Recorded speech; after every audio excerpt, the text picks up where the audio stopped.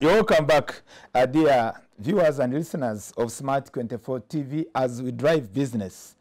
Yeah, here at Buziga Hill and with Professor Dr. George Wilson Kanyamba. And we had the first session that was critical to look at the historical background of what has transpired in the education sector.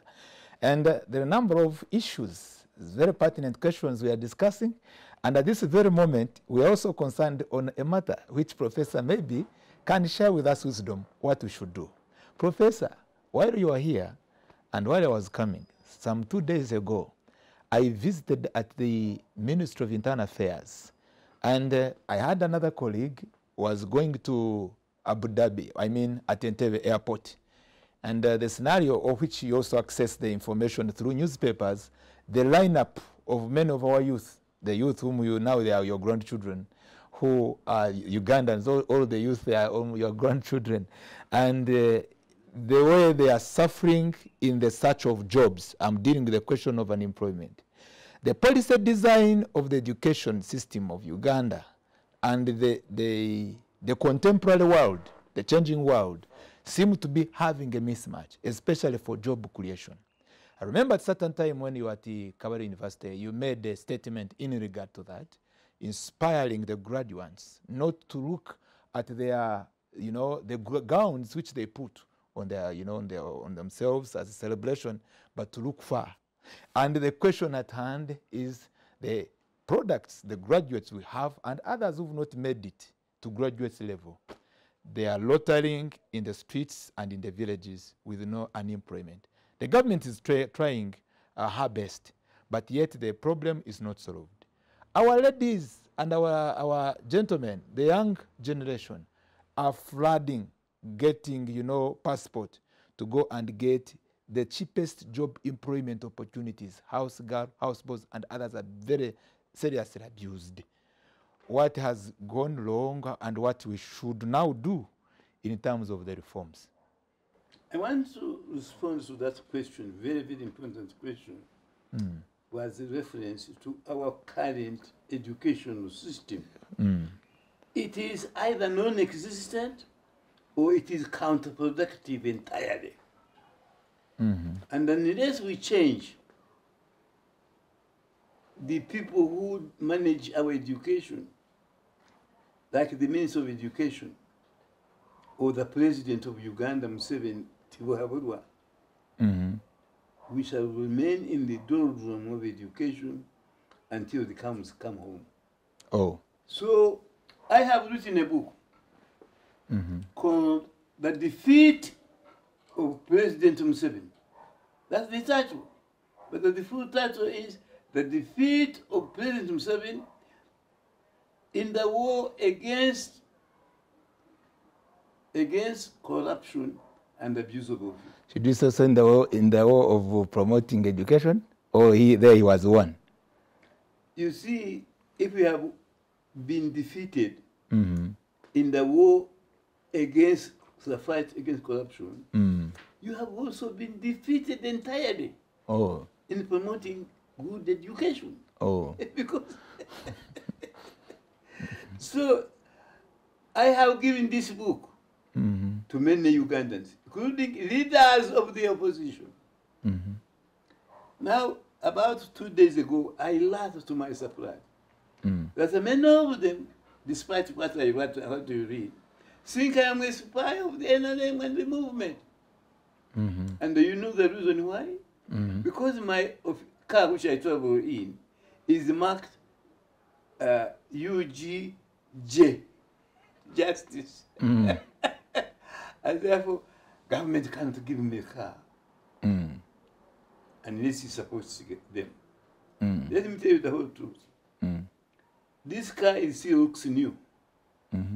It is my personal property, although it has UGJ on it.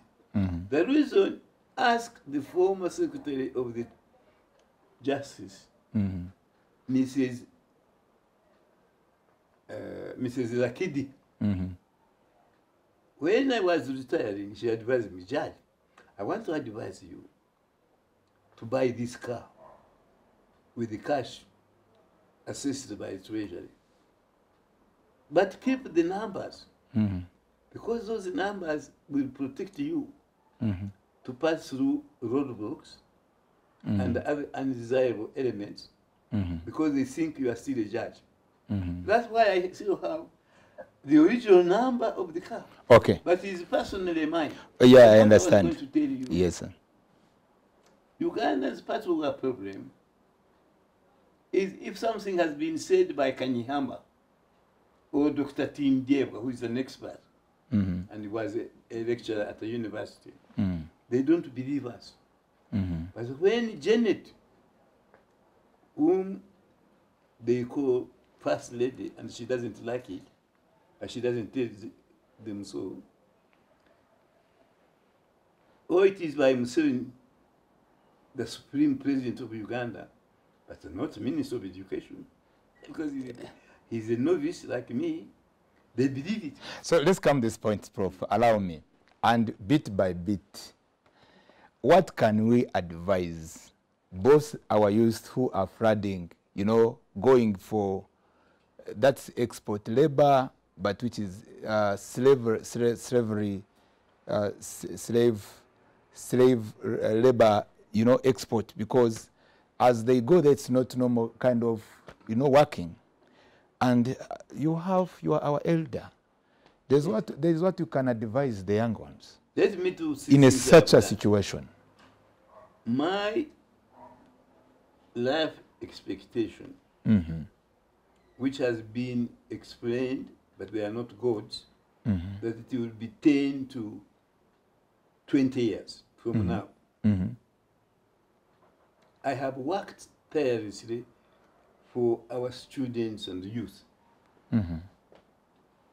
I now have put on board, have left enough sufficient for all my grandchildren, including the daughters of my adopted daughter, who happens to be of Uganda origin, that they will go to education and they go to university if they are capable, on support of the money I have willed and left. So my aim today, the first and most prioritized, is education of our young. It is the thing I think about, dream, and work for every day. So could you support our youth, and as I've brought it again, to continue going outside to look for jobs? No. Yes. Definitely not. Yes. Last week, I went to the Ministry of Internal Affairs, and I found hundreds and hundreds of younger girls especially, and the youth, waiting for travel documents to travel to the countries of Arabia to look for chair work. Then, either they are aware or they are not aware that there are damaging reports of how those children who go to those countries are mistreated, sexually abused, and generally treated as slaves. But there were hundreds of them waiting when I went to get my passport to go there. Because the conditions here are a nightmare compared to those in Saudi Arabia, even if they are assaulted. You understand me? Understand. So they are all desperate to leave Uganda and work in different countries, even if they are misused or mistreated. That is the position today. Because I am what I am, I went with another leader in Uganda, and we got our passports in only 1 week and a half. But those youths have been waiting and chewing up for weeks, for months, for years, even for your document. They are now very expensive.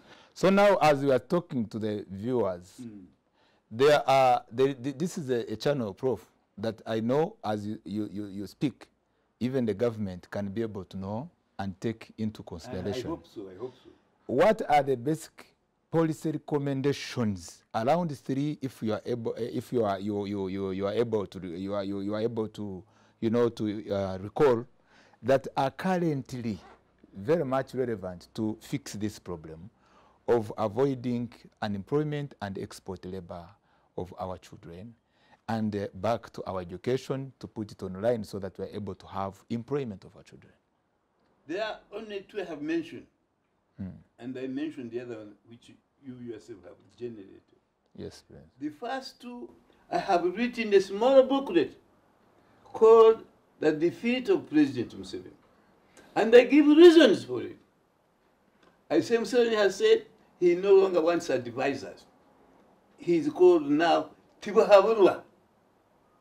But he has got hundreds of advisors. What do? They are reluctant. They are reluctant. What is the word? They are redundant. Because he doesn't want their advice. And he told you, Ugandans, it is so. In that book, I describe how the NRM has lost credibility by citing Kenya. Kenya is the IGG, the supervisor of Uganda government. She recently said that the corruption in this country has reached uncontrollable proportion. Then the Prime Minister of Uganda, the lady, what is her name? The Prime Minister. Current one. Yeah, Right Honorable Nebanja. Right Honorable Nebanja visited the IGG office on a station and told Kenya in the presence of everybody that your people in the IGG office are very corrupt. Please remove them from their present position. Then Museveni addressed the nation. And he said, the police are the most corrupt institution in Uganda. Those are his words. Having said... And then, subsequently, he appointed Kahindo Tafile, my relative. We share a grandfather. He appointed him Minister of Internal Affairs in charge of the police, which made me remark conically that Museveni has appointed a judge, rather a person who is corrupt to overlook other corrupt police. There's an issue here I would like to bring, as I've noted that. Yes, please. And in the way of the president being advised, there is an institution which is called National Curriculum Development Center.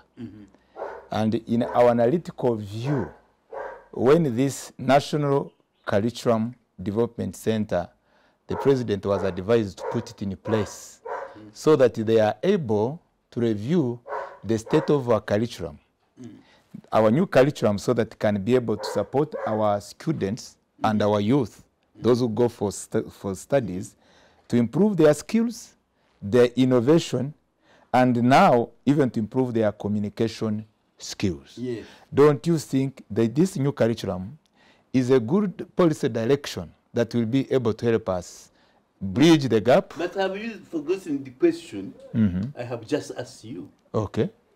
He said, I am Tibahavurwa. In the Ruchiga Runyankole and the Runyachara, Tibahavurwa means I don't accept advice. I don't act on advice. So what will happen to the policy recommended by that body National Curriculum in which he Development doesn't Center?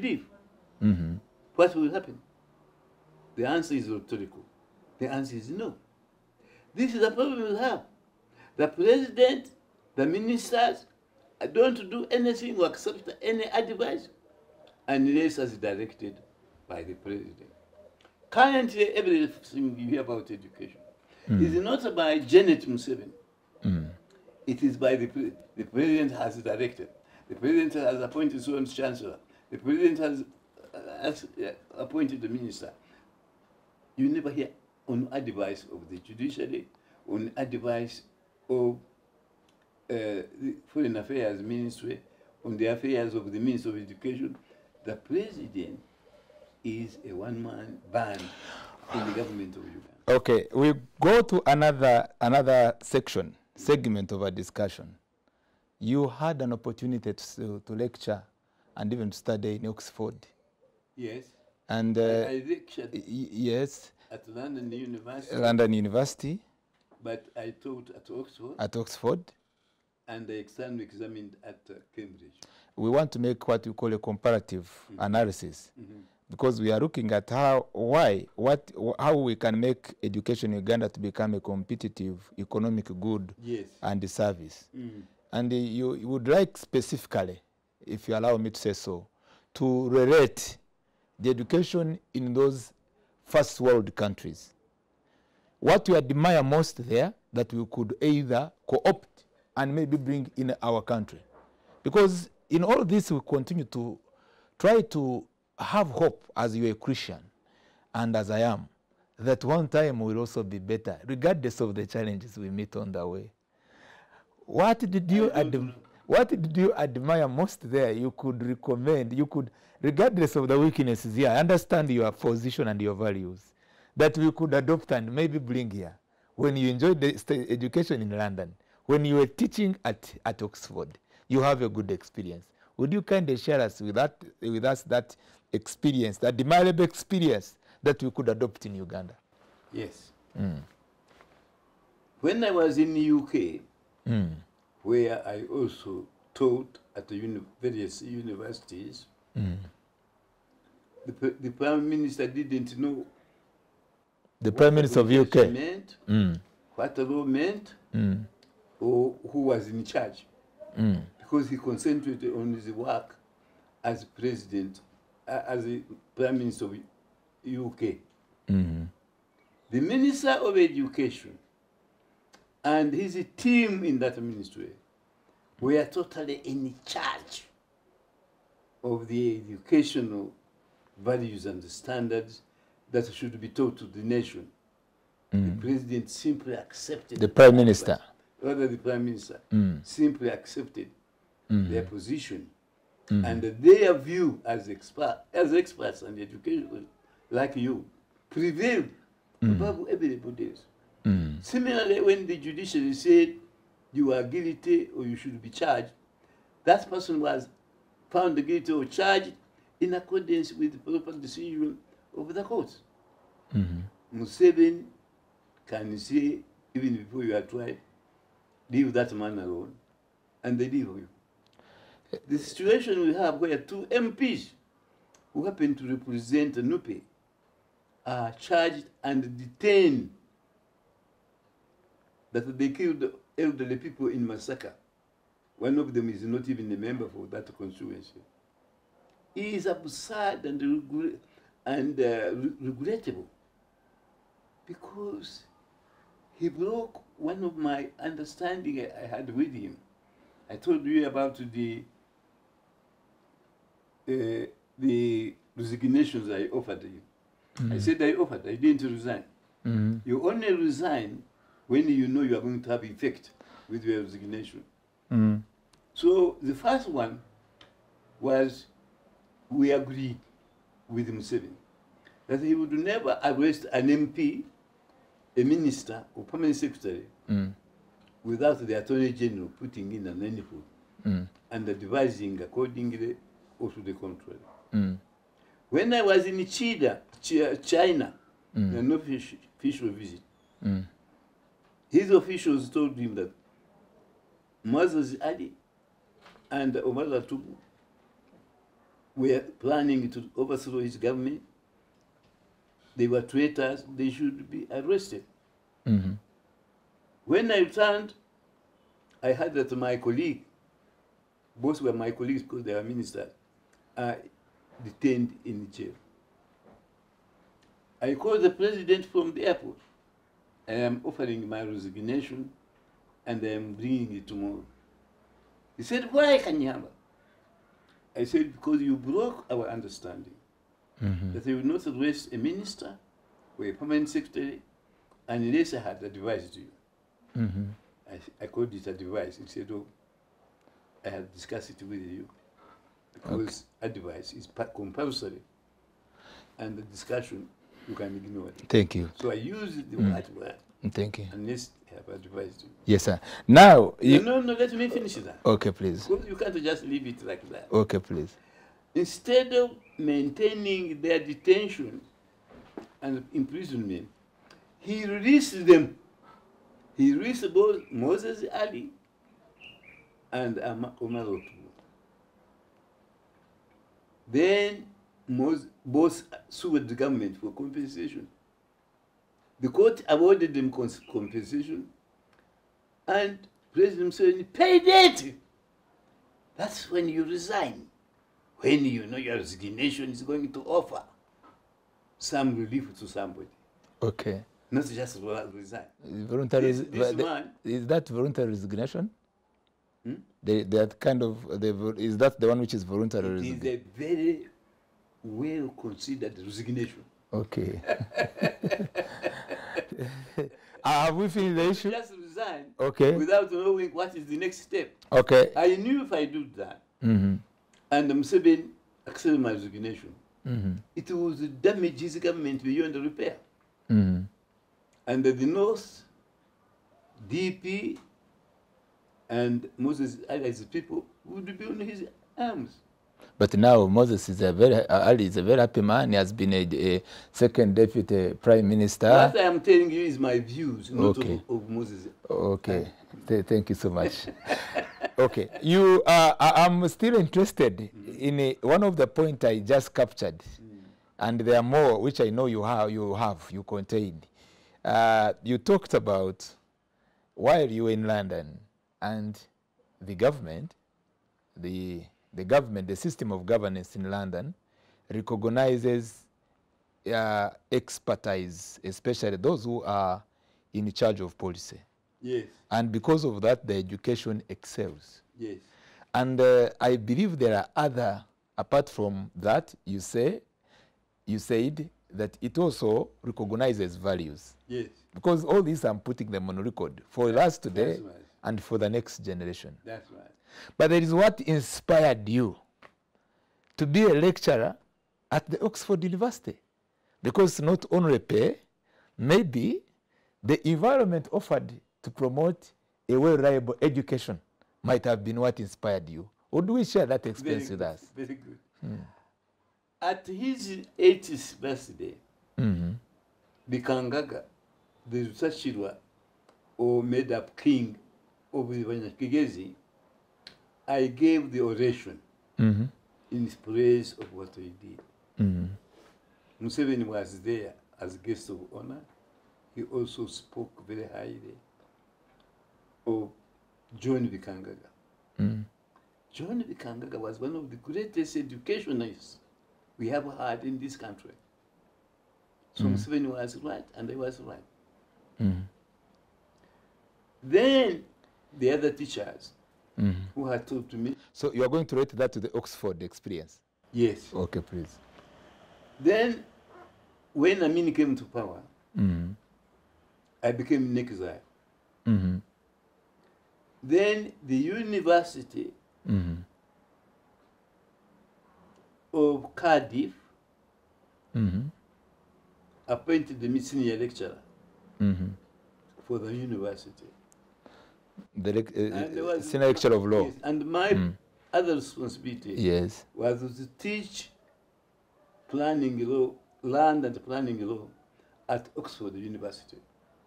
That's why I became a teacher at Oxford University, the greatest, well-known, respected university in the world, one of them.